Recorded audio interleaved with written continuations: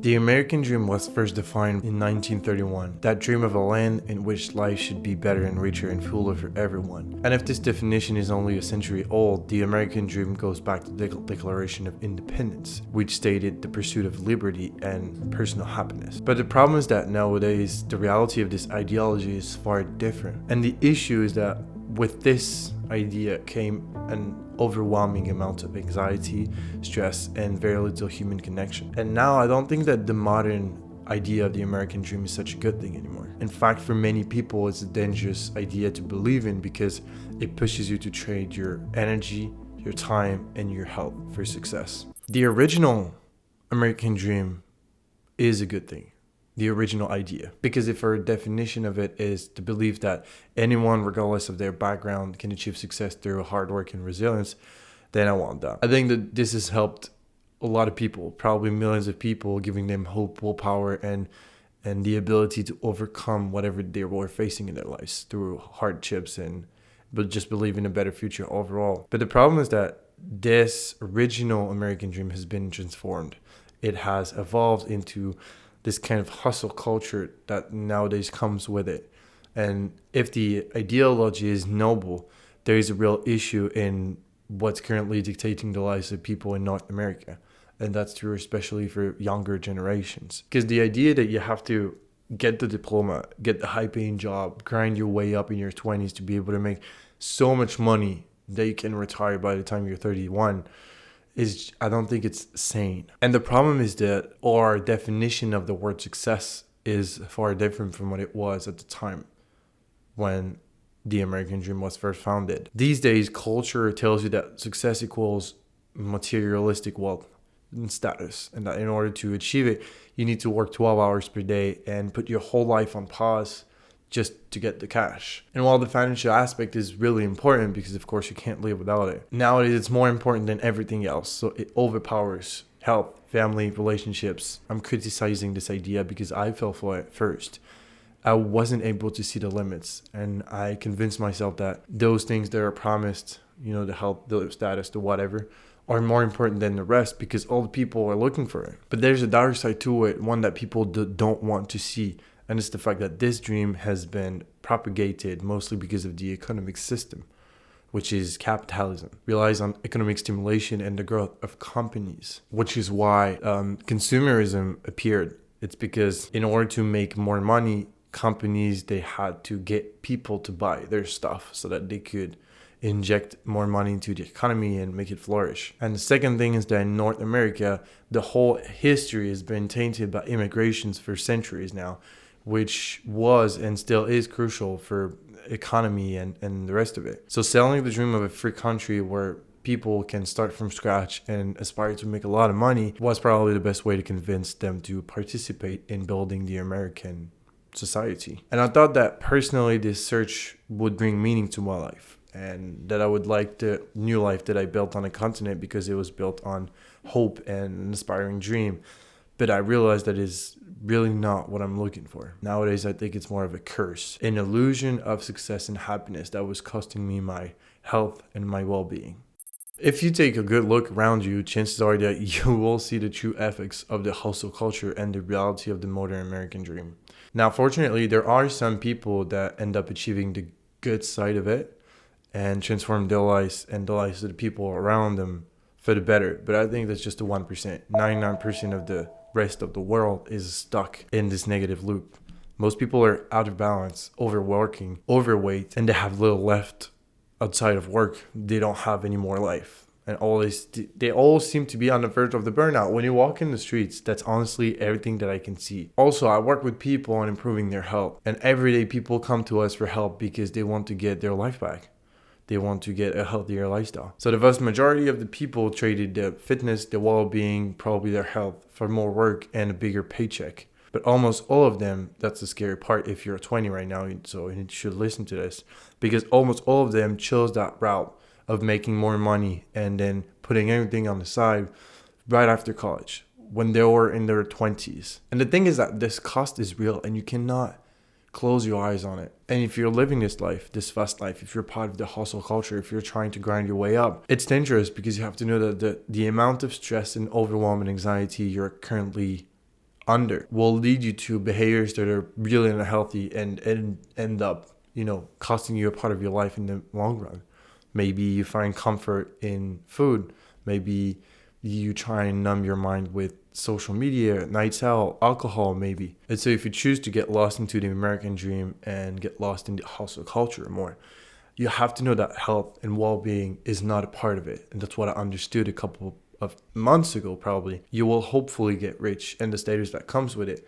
But is it really what you're looking for? That's the question. Because you'll miss everything else that is not about accumulating more wealth, which is all the rest of it. And a year ago, I was building my own agency out of my university dorm. And I managed to get it started running. But the idea of founding it, the idea was solely based on the fact that I thought I had to reach financial security if I wanted to live a good and happy life.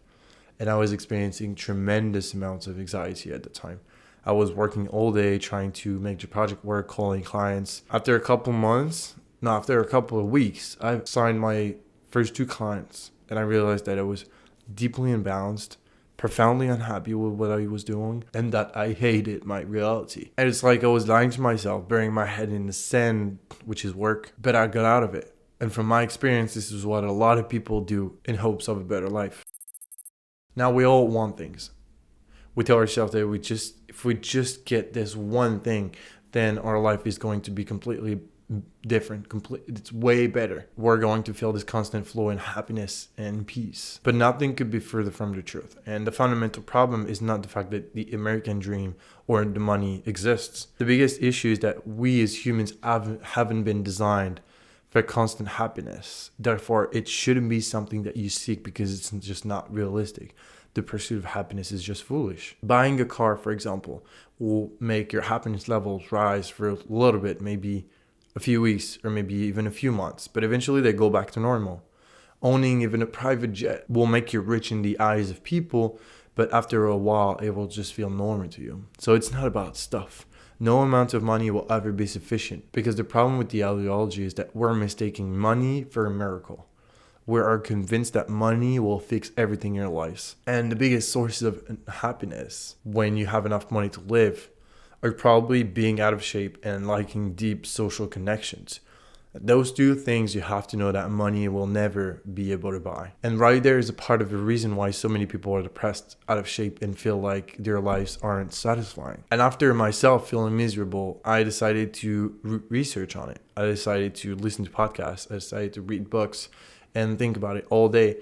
And I just realized that the solution to this is just to stop wanting. It's to stop being the rat in a cage that just runs. And the problem is that if you grew up in North America, the whole culture around you, the culture you grew up in, has conditioned you to want. It has taught you that if you want to be happier or happy, you need to get more stuff. But it's not the answer to the problem. Because if you have a home, if you have enough money to buy food and to buy a phone bill, maybe save a little extra cash, then you have enough money to work on yourself and be happy where you are right now. The cheapest thing, and probably the most important one, which is also the one that people tend to overlook all the time, is health. People are, and you probably are watching, operating under reduced capacities. You have a big potential, but you're simply not using it. There's nothing optimal in being stuck in traffic every day, drinking 4 cups of coffee, consuming 3 hours of social media, and eating processed foods. People don't realize that working on your health is not about making these big changes. It's about small, tiny habits. It's about making better decisions on a day-to-day life, which is going to feel awesome. When you're working on your health, when you're going to the gym, when you're cleaning your diet, when you're sleeping better, it feels like you're becoming a better version of yourself, and you can feel the results. You can feel your potential. But for that to happen, your health has to come first. And that means it's more important than your job, your income, or your status. Now, that doesn't mean that you don't have to work anymore. You have to quit your job and go live in a van somewhere in Wisconsin. But that does mean that if you feel like the extra time that you're working, the extra shift that you're picking, the work environment, or your school program is making you feel miserable, then it's probably not worth it. And there's always going to be sacrifices in life, I know that, but I don't think that health should ever be one of them. And this is my problem with the modern American dream. It has become an excuse for people not to take care of themselves and to prioritize making money over everything else, including a healthy lifestyle. So stop picking up shifts that you don't like because you just tell yourself that it will add a couple of dollars on your paycheck. I spent years doing that. I spent years prioritizing things that don't even matter in the end, trying to find side hustles to make even more money and stressing about the fact that I didn't have enough of it. And then I came to the conclusion that life is not about money. Life is about experiences. Life is about taking care of yourself, taking care of the people around you, and having deep and meaningful relationships. Money will never bring meaning to your life because money is not something that exists in nature. It's something that has been created only by humans. The world around you is not responding to it. And that's why it's never going to give you the answer you're looking for. The original American dream was about life, liberty, and the pursuit of happiness. But it has been lost in the process, and I think we should get back to that definition. You should prioritize life over everything else, and that includes your health over the money that you're making. So pick up a physical activity, start taking better care of your diet, start sleeping more, work less. Don't pick up extra shifts. Tell your boss that you can't work on a Saturday. Go out with your friends, enjoy a cup of coffee on the terrace, enjoy conversations, get rid of social media. In the end, the American dream is still a wonderful idea. This idea that no matter who you are, you can build a life in excess freedom is excellent. So get close to the original version of the dream. Don't fall for this modern one that's the degraded version of it. And as always, I hope this helps. Trust the process.